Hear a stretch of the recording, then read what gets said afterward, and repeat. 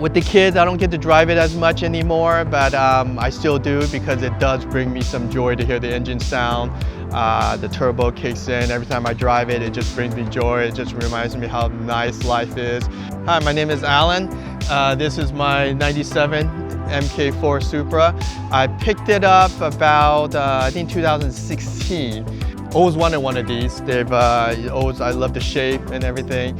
It's been a process. I slowly restored it, starting with the paint and the wheels. So it's got your basic coilovers and wheels and just tint windows. Body-wise, I personally like all the stock, so I just kept it the way it is.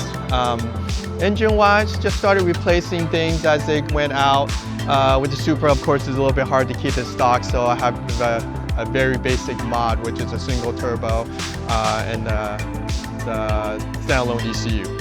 You know, it's just my time. You know, it's my time away from the kids and family that I can just have some me time. And you know, if I don't get to drive it, I still like to just drive it once in a while, and that's what life's about.